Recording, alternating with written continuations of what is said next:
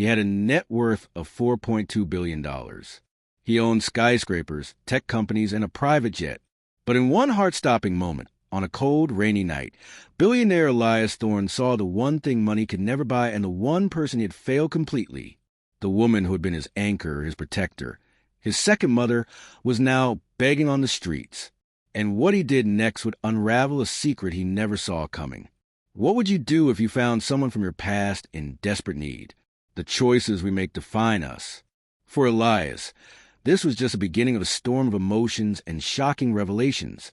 Subscribe to Heartline Stories and hit the notification bell so you don't miss. The relentless Seattle rain painted the city in shades of charcoal and silver. Inside the silent temperature-controlled cabin of his Rolls-Royce, Elias Thorne scrolled through a stock report on his tablet. The numbers glowed, a testament to a life built on calculated risks and cold, hard logic. At 42, he was the king of a sprawling tech and real estate empire. But the crown was heavy, a weight that had long since crushed the boy he used to be. His driver, Marcus, navigated the sleek vehicle toward the exclusive Gates community of Laurelhist. Elias was returning from another triumphant yet empty board meeting. He barely glanced out the window, his mind already on the next acquisition.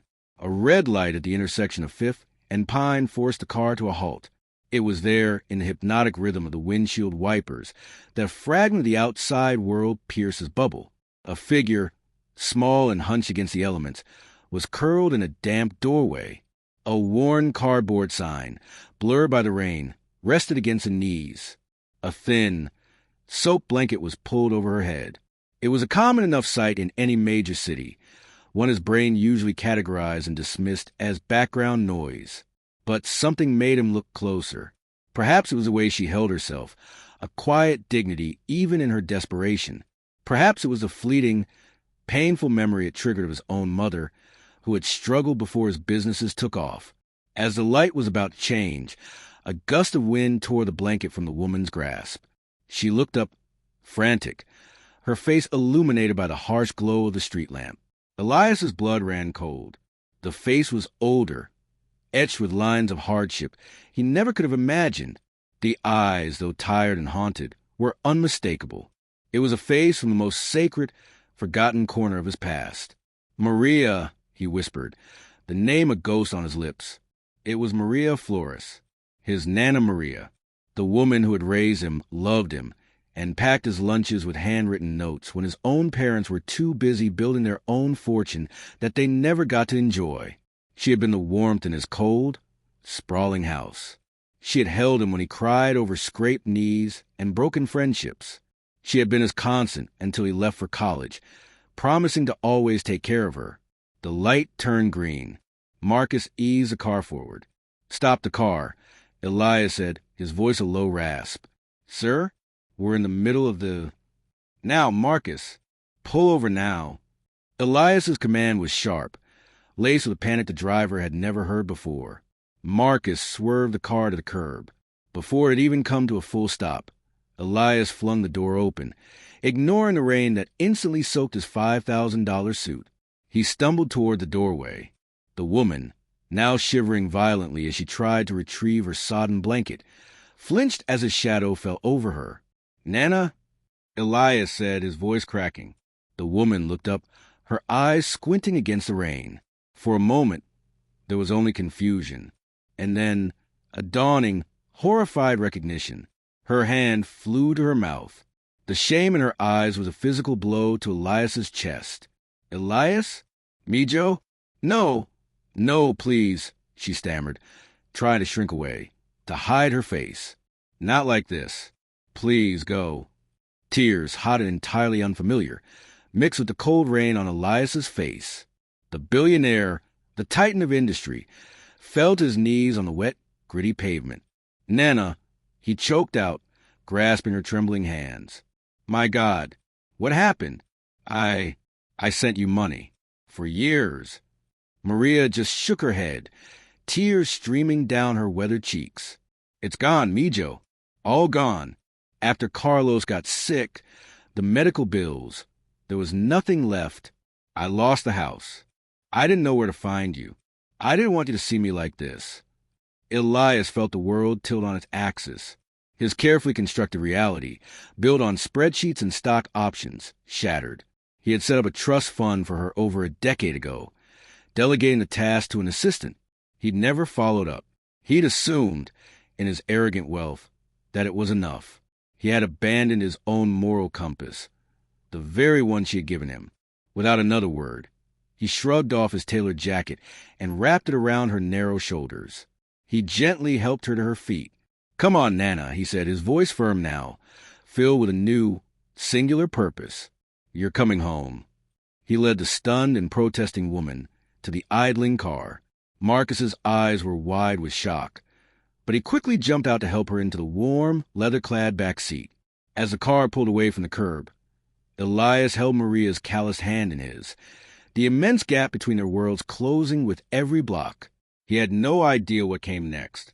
He only knew that the man he was minutes ago was gone forever.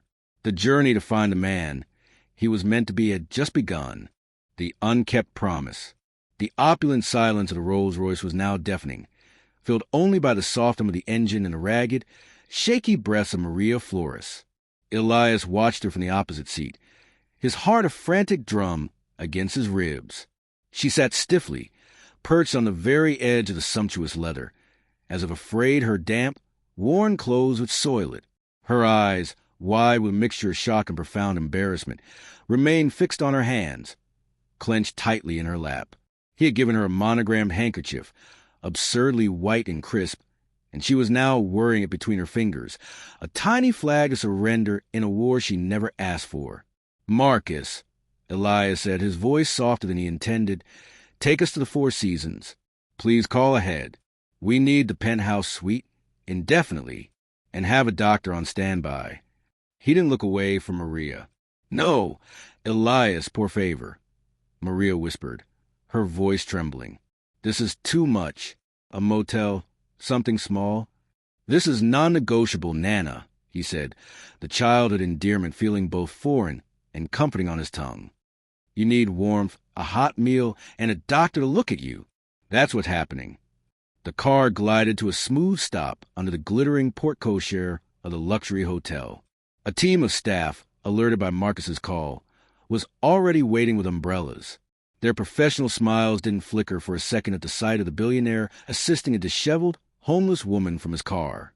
But Elias saw the subtle curiosity in their eyes. He didn't care. He guided Maria through the gleaming marble lobby, a palace of minimalist art and whispered conversations, a world away from the gritty doorway on Fifth and Pine. Maria kept her head down, trying to make herself smaller. Every click of expensive heels on the floor seemed to make her flinch.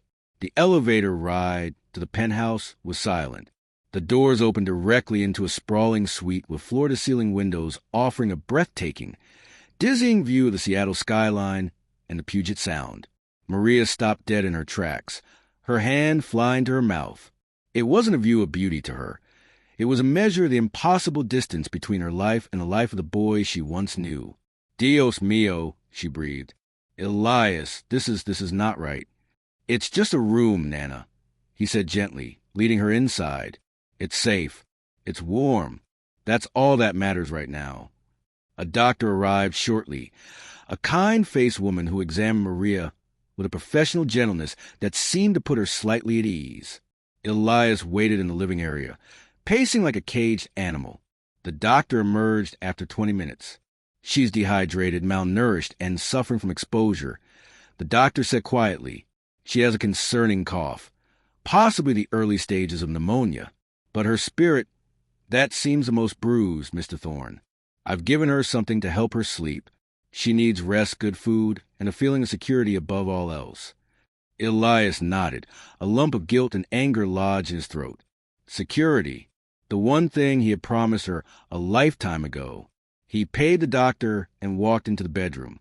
Maria was already under the thick duvet, her small form barely making a dent in the king-size bed. Her eyes were closed, but her breathing was still hitched.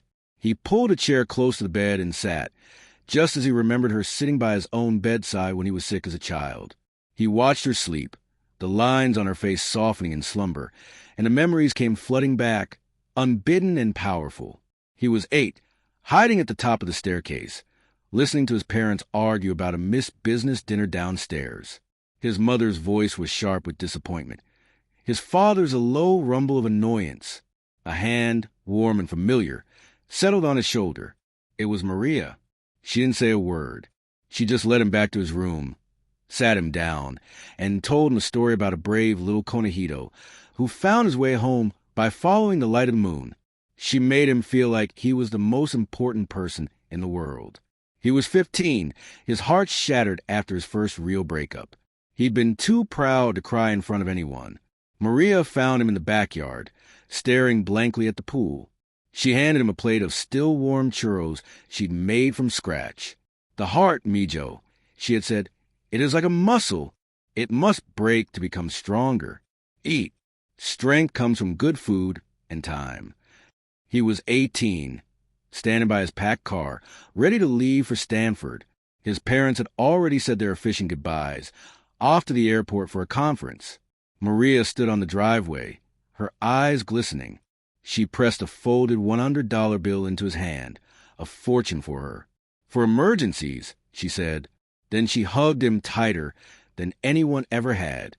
"You remember your promise, mi niño," she whispered. "You remember you will always be my good boy, no matter how big you get."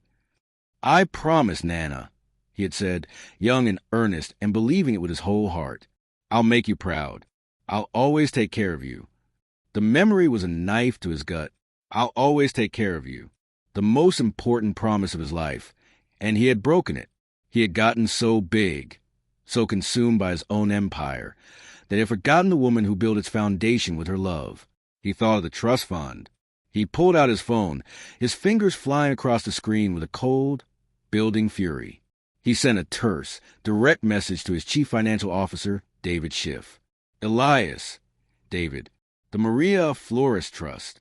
I need all records, statements, and transaction histories from its inception. I want to know where every single cent went. This is priority 1. Drop everything. I expect a full report by 9 a.m. tomorrow." The response was almost immediate.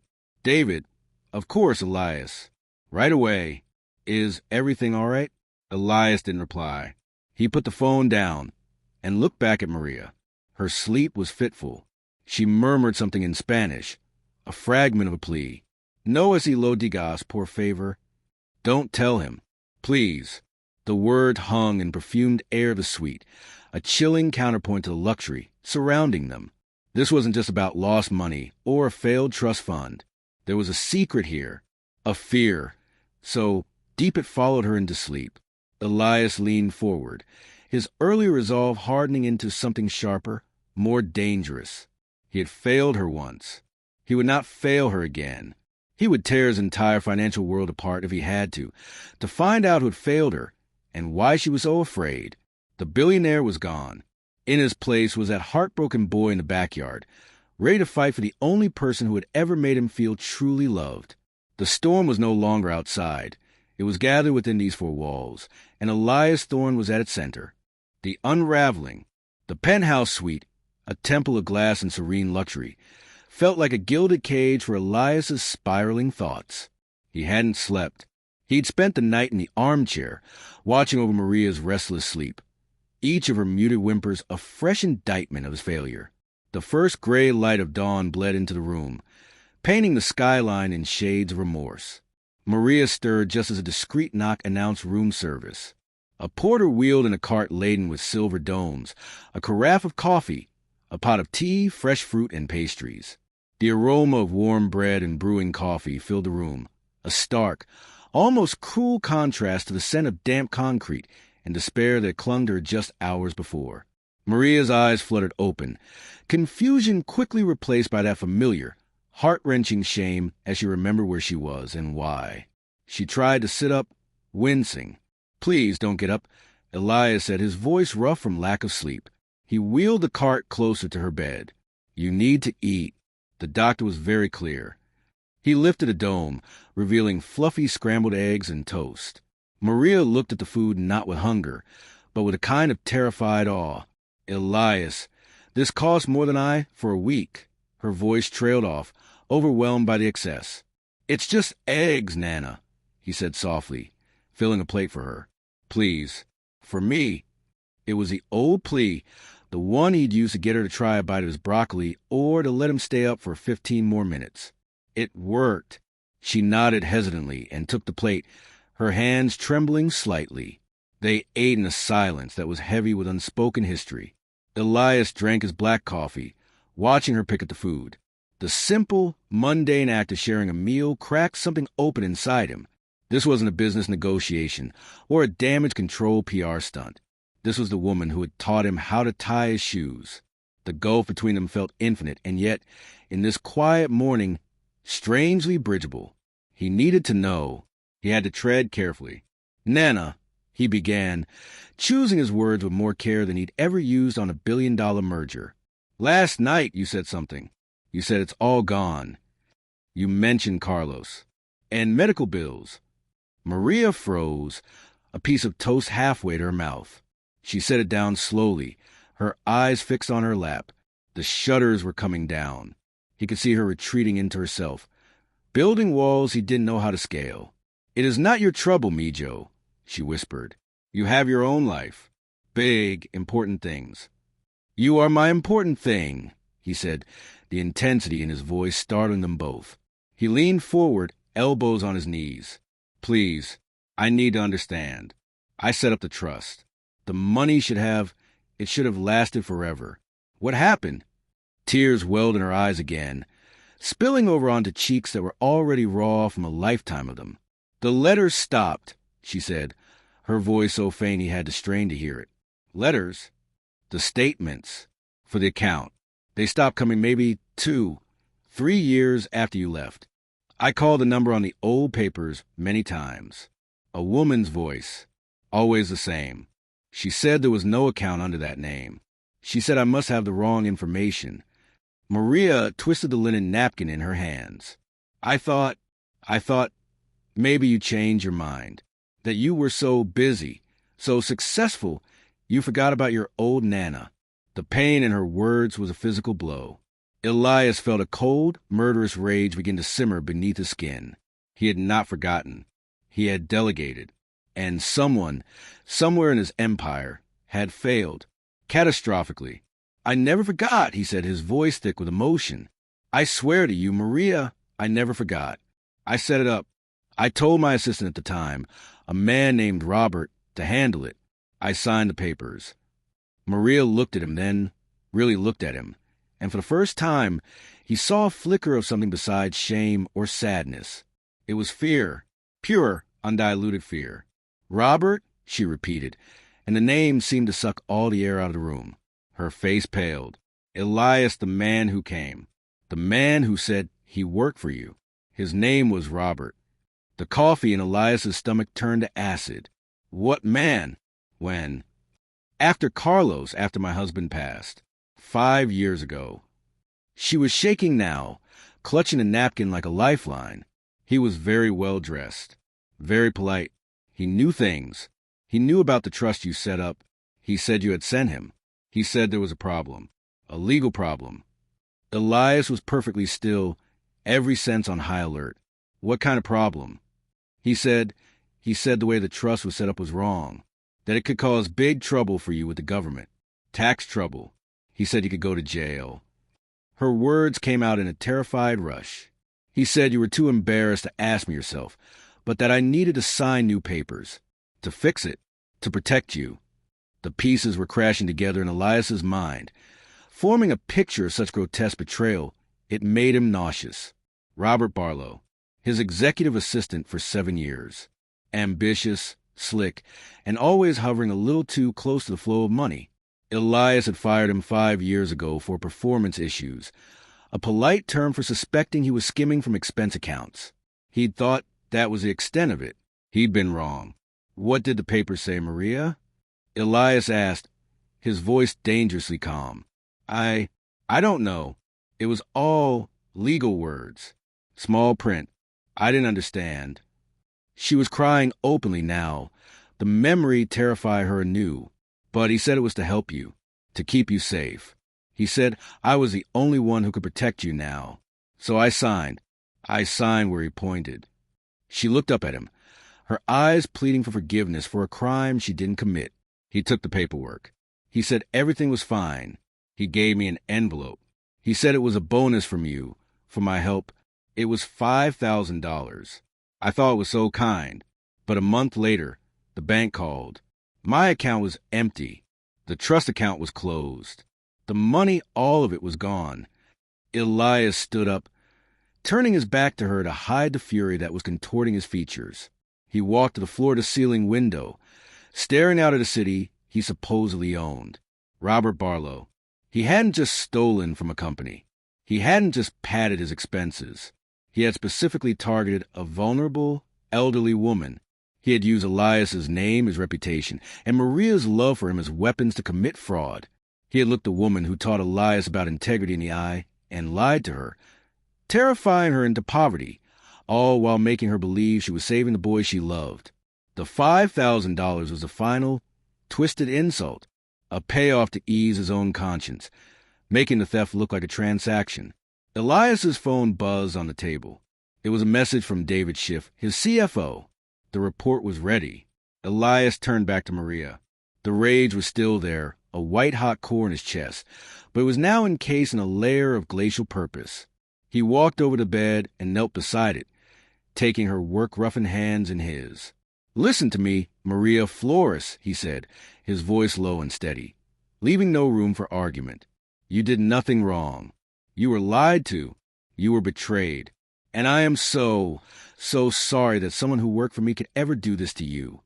He took a deep breath. "But I need you to be brave for me one more time. I need you to tell me everything you remember about Robert. Everything he said, everything he did. Can you do that?" Maria searched his face, and for the first time, she saw not the scared boy or the powerful billionaire, but a man on a mission, a man seeking justice. Slowly, she nodded. "Good," Elias said, a grim smile touching his lips for the first time in days. "Because we're going to find him, and we're going to take back everything he stole. Not just the money, your peace of mind, your dignity, all of it." The hunt was on. The hunt, the air in the penthouse, once thick with the cloying scent of luxury, now crackled with a different energy. The cold, focused electricity of a command center. Elias Thorne was no longer a grieving surrogate son. He was a CEO launching the most critical acquisition of his life, the reclamation of a stolen future. Maria, fortified by a hot shower, clean clothes sent up by the hotel concierge, and a determined fire ignited by Elias's promise, sat at the expansive marble dining table. Before her, Elias had placed a sleek laptop, its screen open to a blank document, a pot of strong tea steamed beside her, a small comfort in the storm. "Okay, Nana," Elias said, his voice calm, methodical, a stark contrast to the tempest in his eyes. "Start from the beginning. The day Robert came to your house. What was the weather like? What was he driving? Every single detail, no matter how small." He needed to anchor her in the memory, to extract not just the facts but the sensory data that could trigger a lead. Maria closed her eyes, her brow furrowed in concentration. "It was a Tuesday. I remember because the garbage trucks were loud that morning. It was sunny, too sunny." She spoke slowly, painting a picture with her words. "He came in a black car, not a fancy one like yours. Smaller. It had a scratch on the door, a long one by the handle, and a bumper sticker. It was faded. I think it was for a radio station, K-Rock or something like that." Elias didn't interrupt. He simply nodded, his own fingers flying across his tablet, sending silent instructions to his team. Vehicle search, black sedans, bumper stickers, K-Rock affiliation, 5-year-old data. "He was wearing a suit," Maria continued, "gray, but his shoes, they were very shiny, but the soles were dirty, like he'd been walking somewhere muddy." Her eyes opened, a specific memory sharpening her gaze. "He had a pen, a fancy silver pen. He kept clicking it. Click, click, click. It was nervous. It annoyed me. When he handed me the papers to sign, he used that pen. He took it back quickly, like it was important. A pen, a tick, a possible vanity item." Elias made another note. This was gold. For over an hour, she talked. She described the fake paperwork, the blue binding on the edge of the documents, the logo at the top that looked off, but she couldn't say why. She recalled the way Robert had insisted she make them both tea, how he glanced around her small living room, his eyes lingering on her late husband's modest silver watch on the mantelpiece, a watch that went missing a week later, though she'd never connected the two events until now. Each detail was a thread. Elias, the master strategist, began to weave them into a net. His phone buzzed incessantly, a silent hum of compliance. David Schiff, his CFO, was on a dedicated line, running down the forensic audit of the defunct trust.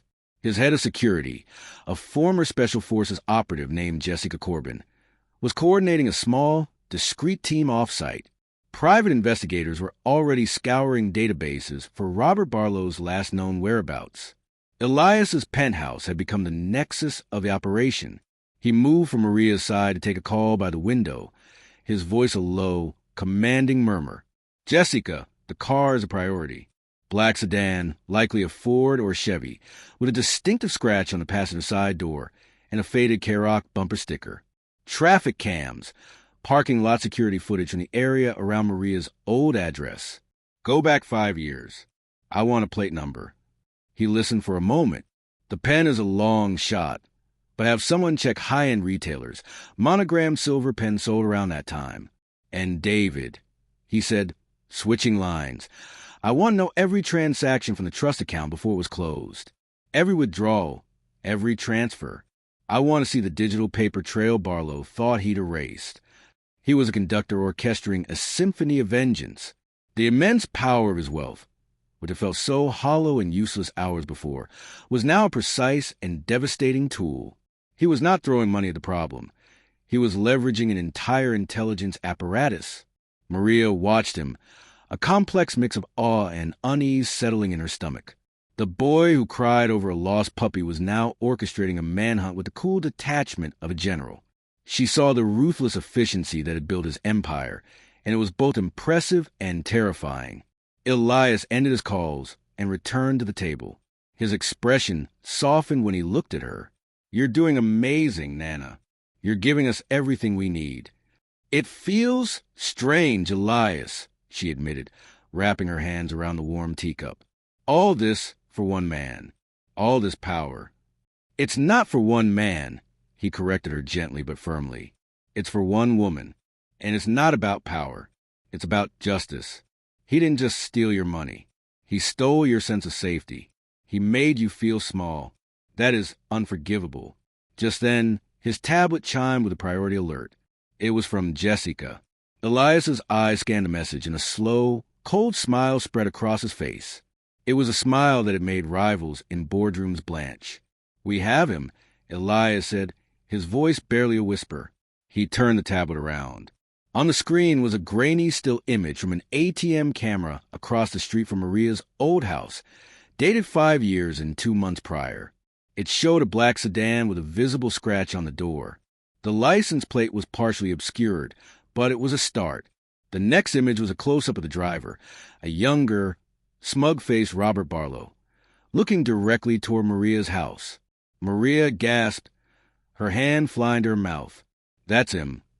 He got sloppy," Elias said, the predator's smile still playing on his lips. "He used an ATM a block away an hour before he arrived at your house, probably getting cash to make his bonus envelope look authentic. He wanted to see the fruits of his labor." The net was tightening. The digital paper trail David was unearthing would provide the incontrovertible proof.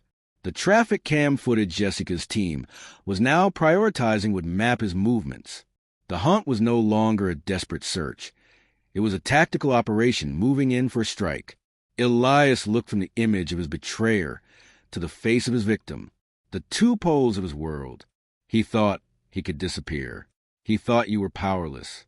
He thought I wouldn't care, Elias said, the ice in his voice promising a storm. He was wrong on all counts. The game was afoot, and Robert Barlow, wherever he was, had just become the prey. The reckoning, the private jet, a marvel of polished wood and soft leather, cut through the clouds somewhere over northern California. Elias sat across from Maria, who was staring out the window at the endless blanket of white below. The fear in her eyes had been replaced by a quiet, steely resolve. She was no longer a passenger in this mission. She was its moral center. The intelligence had been swift and brutal. Robert Barlow hadn't tried hard to disappear. The digital footprint left by the stolen money led to a modest, upper-middle-class life in a quiet suburb of Sacramento. He'd used the funds as a down payment on a comfortable life. A pleasant house, a new SUV, a small investment portfolio managed under his wife's name. He'd gotten a job as a mid-level manager at a local tech firm, living a life of bland respectability built on a foundation of theft and betrayal. Elias's team had assembled a dossier so complete it included the make of his lawnmower and his daughter's college soccer schedule. There was no violence in Elias's plan, no illegal threat. His vengeance would be far more precise, more absolute. It would be a total and utter unraveling. The car ride from the private airfield was silent. Elias had chosen a simple black sedan, nothing that would attract undue attention. Maria was dressed in a new, comfortable sweater and slacks, her posture straight. She was ready. They pulled up to a well-kept house on a cul-de-sac. It was a picture of suburban tranquility. A manicured lawn, a basketball hoop over the garage, flower boxes under the windows. Elias felt a fresh wave of anger. This piece was purchased with Maria's security. He turned to Maria. "You don't have to come in. You can wait here." She shook her head, her jaw set. "No, Mijo. I need to see his face. I need him to see mine." They walked to the door together. Elias rang the bell. The sound echoed in the quiet street. After a moment, the door opened. Robert Barlow stood there, holding a coffee mug. He was older, a little softer around the middle, dressed in casual weekend clothes. His expression was one of mild, polite curiosity that instantly froze, then shattered into a mosaic of pure, unadulterated terror. His eyes darted from Elias's impassive face to Maria's unwavering gaze. The mug slipped from his fingers and shattered on the welcome mat, spraying coffee across the pristine doorstep. "Elias," he choked out, the name aghast. "Mr. Thorne. What were you doing here?" "I think you know, Robert," Elias said, his voice calm, devoid of anger, which made it all the more terrifying.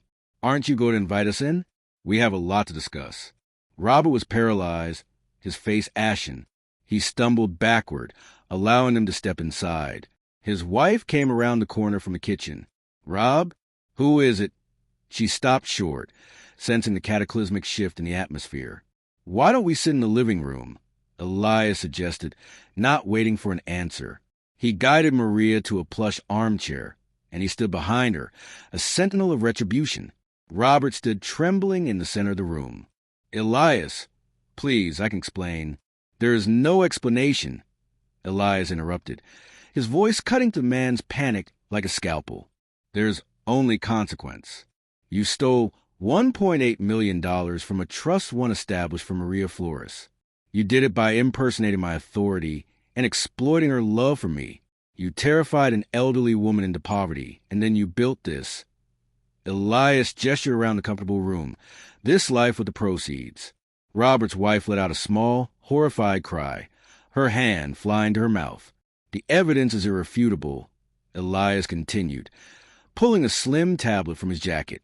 "We have the forged documents, the ATM footage from outside her house, the digital trail of every cent you funneled into your accounts here. It's all here, compiled, documented, and ready for the district attorney. You're going to prison, Robert," Elias said, the words final and cold, "for a very, very long time. Financial fraud on this scale, targeting a vulnerable elder. The courts don't look kindly on that." Robert collapsed onto the sofa, his head in his hands. "I'm sorry," he sobbed, the words muffled and pathetic. "I was in debt. I saw an opportunity." "I'm so sorry, Maria." Maria spoke for the first time, her voice clear and strong, filling the room. "You were not sorry when you clicked your pen in my house. You were not sorry when you looked me in the eye and lied. You were not sorry when you took the money that was for my husband's medicine. Your sorrow is only for yourself now that you are caught." Her words held a moral authority that silenced everyone. Elias placed the tablet on the coffee table. "However," he said, and the word hung in the air, a single thread of hope that Robert grabbed onto with desperate eyes. There is one alternative to a public trial and a lengthy prison sentence. Robert looked up, a flicker of pathetic hope in his tear-filled eyes. You will sign over every single asset you possess, Elias stated. This house, your wife's car, your investment accounts, your retirement funds, everything, you will do it today. You will be left with nothing but the clothes on your back and enough money for a one-way bus ticket to wherever you can find a job that doesn't require a background check, which will be difficult, as I will ensure this incident, while kept out of courts, will be verified to any employer who calls for a reference. Robert's wife began to cry softly. You will disappear from polite society, Elias continued, his gaze merciless. You will live with the knowledge that everything you built was mine to take away, because you built it with what was mine. This is not a negotiation. This is your only choice. Total financial annihilation or total personal annihilation in a prison cell. Choose. The reckoning was complete. There was no fight left in Robert Barlow. He nodded, broken. Within the hour, Elias's lawyers, who had been waiting outside, entered with the paperwork. The transfer of every deed, every account began. Outside, as the sun began to set, Elias and Maria stood by the car. The sounds of a family world ending were muted behind the closed door. Maria looked up at Elias. And his family, she asked, her compassion enduring even now. The wife has family back east, Elias said. She'll be taken care of, separate from him. The sin was his, not hers. But he will never trouble us again. He opened the car door for her. The money, the house, it's all yours again, Nana. Every penny. With interest. Maria placed a hand on his arm, stopping him. The money is not what matters, Mijo, she said softly. You kept your promise. You became the good man I always knew you were. That is the only treasure I needed. Elias helped her into the car, his own heart full. He had gone into that house seeking vengeance, but he walked out with something else. Redemption. He had not just recovered stolen wealth. He had reclaimed his own soul, guided by the unwavering moral compass of the woman beside him. The journey had begun in a rainy doorway with a broken man, and it ended on a quiet street with a man finally, truly made whole.